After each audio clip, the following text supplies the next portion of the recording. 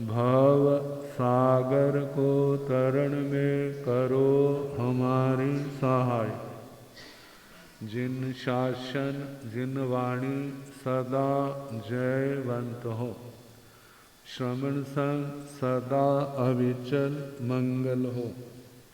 मुक्ति को प्राप्त श्रमण भगवान महावीर स्वामी, उनकी परम पावन कल्याणी भागवती वाणी वाचक प्रमुख श्री इंद्र भूति गौतम आदि गणधर भगवंत योग प्रधानाचार्य परम पूज्य श्री सुधर्मा स्वामी जी महाराज, उनकी परम पावन पाठ परंपरा वर्तमान आचार्य ध्यान योगी परम पूज्य श्री शिव मुनि जी महाराज एवं गुरुजन सबकी पावन चरण सरोजों में मेरा अनंत अनंत बार वंदना नमस्कार। उपस्थित धर्म प्रेमी सज्जनों, माताओं तथा बहनों, 9 तत्व संबर तत्व और उसमें 10 श्रमण धर्म। बात निर्लोभता मुक्ति की चल रही, लोभ नहीं करना। कहते हैं एक लोभ, लोभ मतलब चाहना, ये चीज और बढ़े, बढ़ाने की भावना। बढ़ाने की भावना एक नीति पूर्वक होती है, एक अनैतिक अनीति से होती है।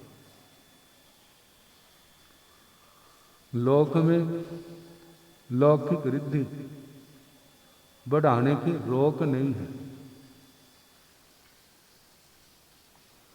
लेकिन अनैतिक ढंग से नहीं, नैतिक ढंग से नीति मर्यादा का परित्याग नहीं करता। आपका भाग्य प्रबल हुआ तो उसी नीति मर्यादा से आपको बहुत कुछ मिल जाएगा, और आपका भाग्य नहीं है, अनैतिक ढंग से इकट्ठा कर भी ले तो आपके लिए वो साताकारी श्रेयकारी नहीं हो। पहले अच्छा लगेगा, बाद में बिल्कुल मैदान साफ हो जाएगा। फिर सोचेगा मैंने क्या पाया, कहते क्या पाया, पाप, पाप के कलंक ही लगे और कुछ भी हाथ नहीं आया। तो पाने की भावना को लेकर के ये एकांत बुरा भी नहीं और एकांत अच्छा भी नहीं। अब ये कैसे, अनेकांत शैली से, जो भगवान का सिद्धांत है, अनेकांत वाद स्यादवाद। लौकिक दृष्टि में ये आपके पास कुछ होगा नहीं ना, तुम्हें कोई नहीं पूछेगा, बोलो भला, घर वाले भी नहीं पूछेंगे। कहते हैं कि भाई राजा के पास आया, कहने लगा महाराज, कहते क्या चाहिए, क्या बात है। कहते मां कहती तू कुपूत है, बाप कहता तू निकम्मा है,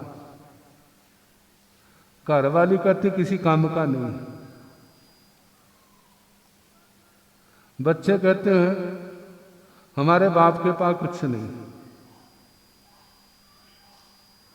संसार के अंदर कोई मेरा नहीं।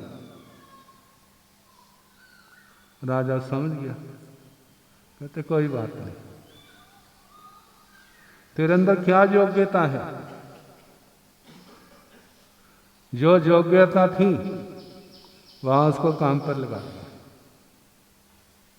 और उसको कुछ मेहरबानी कर दी। अब धन इकट्ठा लेकर के घर गया। बापू क्या कहने लगा, मेरा पुत्र तो बहुत कमाऊ है। माँ की नजरें भी बदल गई, घर वाली की नजरें भी बदल गई और बच्चों की भी नजरें बदल गई। कहा दुनिया किसकी है? क्या देते हैं? पैसे वाले की है। कहते तुम मुझे तो कहते हो पैसे वाले की है, लेकिन तुम किसके हो? तुम किसकी जय जयकार करते हो? आप भी जब जरूरत पड़ती तो पैसे वाले के पास ही जाते हो, जब बिना पैसे वाले के पास भी जाते हो। ये तो केवल कहने की बातें होती हैं, लेकिन पैसे का अपना प्रभाव है, माया का अपना प्रभाव। आपके पास है, आपका आदर होगा, मान होगा, लेकिन ये लौकिक है, इसका आत्मा से संबंध नहीं है। वास्तविक आदर तो वो है जो ज्ञान दर्शन चारित्र तप के कारण होता है। जिसके पास ज्ञान दर्शन चारित्र तप है, उसको दुनिया मानने तो उसका कुछ घटता नहीं है, मानने तो बढ़ता नहीं है, नहीं मानने तो घटता नहीं है। वो तो जो जैसा है वैसा ही। लेकिन जो धर्म पक्ष जिसके पास है उसका भविष्य उज्जवल है। चाहे उसके पास लौकिक रिद्धि नहीं है, लेकिन भविष्य क्या है उसका उत्तम है। लेकिन लोग उसको थोड़ा देखते हैं, भविष्य को नहीं देखते, वो वर्तमान को देखते हैं। तो जानते हैं व्यक्ति जीना तो चाहता है, इज्जत के साथ जीना चाहता है। जब जीना चाहता है तो वो सोचता है कि इज्जत तो तभी मिलेगी, सारे मेरा मान सम्मान तभी करेंगे जब मेरे पास लक्ष्मी होगी। अब लक्ष्मी को कैसे इकट्ठा किया जाए? तो यदि सद्बुद्धि हुई, भाग्य ने साथ दिया तो सन्मार्ग पर चलेगा, और सद्बुद्धि ना हुई, दिमाग उल्टा घूम गया तो गलत रास्ते पर चल पड़ेगा, और वो क्या हो जाएगा? फंस जाएगा, सारा जीवन उसका बर्बाद हो जाएगा। मानो दुनिया में ना भी फंसा बढ़ने लगा है तो माया के जाल में भोगों के अंदर फंस जाएगा, पुण्य क्षीण होता जाएगा और एक दिन पाप के जंजाल में फंस जाएगा, भविष्य अंधकारमय होगा। ऐसा ना हो, इसलिए भगवान गुरुजन जो अच्छे लोग हैं कहते हैं 4 दिन दुख के काट लो, जो कोई बुरी बात नहीं है, लेकिन न्याय नीति से चलो। न्याय नीति से चलोगे, कम से कम ये तो है ना कि आपने सुख नहीं भोगे, कम से कम पाप तो इकट्ठा नहीं किया। धर्म भावना होने के कारण से मन से ही आप कितने पाप कर्मों को काट लेते। ये तो लौकिक पक्ष हुआ। आध्यात्मिक पक्ष, वहां पर लाभ कौन सा है? धन परिवार आदि का लाभ तो इस लोक का है। आत्मा का लोकोत्तर आध्यात्मिक लाभ है ज्ञान दर्शन चारित्र और तप का। ज्ञान से हमारी आंखें ठीक काम करने लगती हैं, विचार की आंखें खुल जाती हैं। दर्शन के कारण से हम सन्मार्ग पर स्थिर हो जाते हैं, और चारित्र के कारण से आने वाला दुर्भाग्य रुक जाता है। दुर्भाग्य क्या है? पाप कर्म, वो दुर्भाग्य रुक जाता है। और तपस्या के द्वारा जो पहले अज्ञानता में मूढ़ता में हमने इस आत्मा ने जो दुर्भाग्य इकट्ठा किया है वो नष्ट हो जाता है। जब दुर्भाग्य नया बन नहीं रहा, पुराना नष्ट हो रहा है, तो शुभ योगों के कारण से उसका पुण्य का संग्रह होता जा रहा है। और संग्रह होते होते जिसकी आत्मा निर्मल है, पुण्य के योग से रिद्धि तो बहुत मिलेगी, लेकिन उसके अंदर आसक्ति नहीं होगी। जहां जरूरत है वहां पर खुले हृदय से वो क्या कर देगा? परमार्थ संस्थाओं में सेवा के लिए लगा देगा। और उसके पीछे नाम की पुण्य की कामना नहीं करेगा। कहते बस अनुकंपा हो, दुनिया का भला हो, इन सद्भावनाओं से उसकी निर्जरा ज्यादा होती। अब जब ऐसा है, लौकिक रिद्धि से भी उसने क्या किया, धर्म कमा लिया। अब लोकोत्तर रिद्धि जिसके कारण से कुसंस्कार नष्ट होते, जैसे आपको बताया था ना, लोहा और सोना, सोना लोहा दोनों को कीचड़ के अंदर दबा दो, 10 साल के बाद देखो लोहा तो क्या बन चुका होगा, कीचड़, और सोना वैसे का वैसा। जिनके संस्कार पक्के हैं, कितने भी बुरे लोगों के अंदर क्यों ना वो बैठ जाए, उनके ऊपर कोई असर नहीं उनका पड़ता। उनके ऊपर क्यों नहीं असर पड़ता, क्योंकि वह सोना है। तो वो आत्मा सोना किस कारण से है, क्योंकि लोहे वाले दोष थे उसने खत्म कर दिए, लोहापन उसने खत्म कर दिया है। सोने के ऊपर कोई प्रभाव नहीं पड़ता। अब ऐसा वो व्यक्ति कहीं चला जाए, उसके ऊपर वातावरण का कोई प्रभाव, दूषित वातावरण का कोई प्रभाव नहीं पड़ता।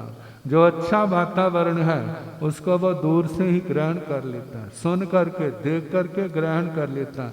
ये बात बहुत अच्छी है, जो मेरे आत्मा के लिए हितकारी है, उसको स्वीकार कर लेगा। स्वीकार नहीं करेगा तो स्वीकार करने की भावना भाएगा। किसके कारण से, क्योंकि उसने ज्ञान दर्शन चारित्र तप के द्वारा आत्मा के कुसंस्कारों को नष्ट कर दिया और सुसंस्कारों को उसने क्या किया है, इकट्ठा किया।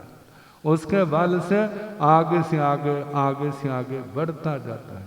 जब अत्यंत परिपक्वता आ जाती है फिर गिरने की संभावना नहीं होती। तो कल सुना रहे थे ना, आर्य श्री रक्षित, नाम ही उनका नाम आर्य रक्षित है, श्री आर्य रक्षित। जिस दिन उन्होंने आचार्य श्री बज्जर स्वामी जी के पास पहुंचना था ना, आचार्य श्री को सपना आया, आचार्य श्री बज्जर स्वामी, मेरा पात्र परमान खीर से भरा हुआ और कोई एक सिंह शावक शेर का बच्चा आया और उसको खाने लग पड़ा। उसने बहुत खा लिया, थोड़ा सा, लेकिन थोड़ा सा बच गया, वो खा नहीं सका। नींद खुल गई। तो जानते महापुरुषों के सपने जल्दी फल जाते। सुबह जब वाचना आदि का समय हो रहा था ना, शिष्य बैठे थे तो सबके सामने अपना सपना सुना रहे थे। कह रहे थे इस सपने के अनुसार मेरे पास वो जो खीर का पात्र भरा है वो श्रुत ज्ञान है। क्या है? पूर्वों का ज्ञान। मतलब कोई योग्य पात्र मेरे पास आएगा, मैं सारा देना चाहूंगा, बहुत ले लेगा, लेकिन थोड़ा सा बच जाएगा, ले नहीं सकेगा, लेकिन वो थोड़ा भी बहुत होगा। इतनी देर में आर्य रक्षी जी अपने साथियों के साथ नीसाही करते हुए मथ एण वंदामी भगवन, मथ एण वंदामी आए आचार्य श्री बज्जर स्वामी जी के चरणों में। उन्होंने बड़ी श्रद्धा भक्ति के साथ वंदना की। कहते हैं ऐसे मौके बताए थे ना, बड़े सौभाग्य से मिलते। कितना आशीर्वाद मिला होगा आचार्य श्री भद्र गोपद जी से, जिनके पास आए हैं उनके वो पूर्वों की विद्या के गुरु थे। वंदना की, जब परिचय की बात आई आपका नाम, मुझे आर्य रक्षित कहते हैं। तो जानते हैं जो विशिष्ट प्रतिभाशाली होते हैं उनका नाम तो चारों ओर लोग ही फैला देते हैं। वहां पर संत देखे ऐसे हैं तो उनके कानों में बात पड़ी थी। अच्छा, आर्य रक्षित, हाँ भगवान। कैसे आना हुआ? भगवान पूर्वों का ज्ञान सीखना चाहता हूं। अच्छा, मन के अंदर आया यही है। कौन? जो सपना देखा, वो जो शेर का बच्चा है, कौन है? यही लग रहा है। बेटा कहाँ रुके हो? भगवान फलानी जगह रुका। कहते ऐसे आपका अध्ययन कैसे होगा दूर रह करके? कहने लगा भगवान मुझे माफ करना, मेरी भावना भी यही थी मैं आपके चरणों में रहूं और पूर्वों का ज्ञान सीखूं। रास्ते में, मार्ग में भगवान आचार्य, जुग प्रधान आचार्य, पूर्वधर, वयोवृद्ध, समता की विभूति, बड़े आदर से नाम लिया। उनके चरणों में कुछ दिन रहने का अवसर मिला था। उन्होंने संलेखना की, समाधि पूर्वक भाव पूर्ण किया। उनका आदेश हुआ था कि जे इन कारणों से आपने एक स्थान पर ना रुकना। कहते वो तो जुग प्रधान हमारे गुरु जी, हमारे भगवान हैं। उन्होंने जो कहा उन्होंने भी अपना उपयोग लगाया। ठीक कहा तो ठीक है। वाचना शुरू हो गई।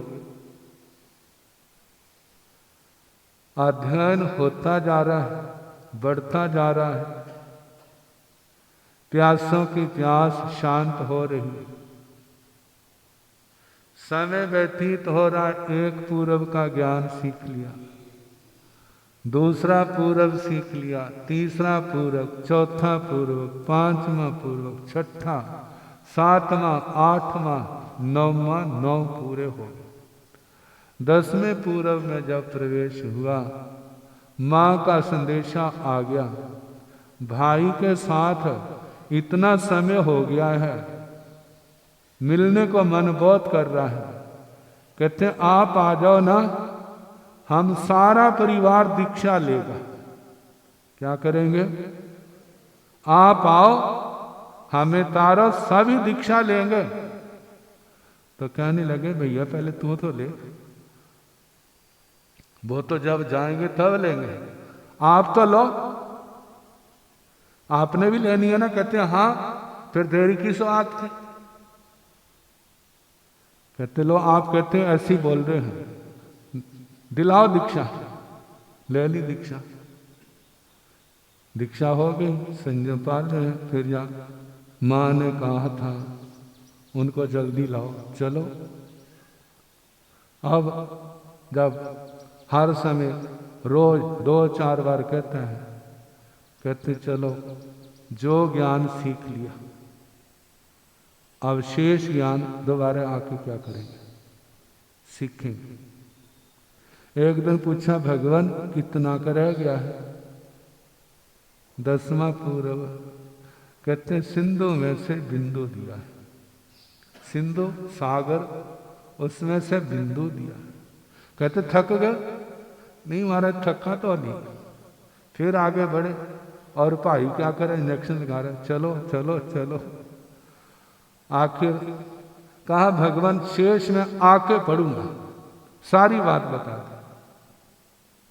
उन्होंने उपयोग लगाया, जब जब वापिस आएगा तो मेरा जीवन नहीं रहेगा। जे भी उपयोग में आ गया, बस इतना ही जे पूर्वों का ज्ञान चलेगा, इसके आगे क्या होगा? शेष ज्ञान मेरे साथ ही विच्छेद हो जाए। बड़े प्यार से, आदर से एक होनहार शिष्य को क्या किया? उन्होंने विदा किया। और शिष्य तो इस दृष्टि से जा रहा है कि वो दीक्षा लेंगे, मैं वापिस आऊँगा और दोबारा पढ़ूंगा, लेकिन गुरु जी सोचते तब तक तो हम जा चुके होंगे।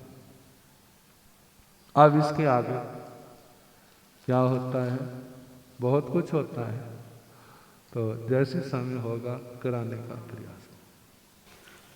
जो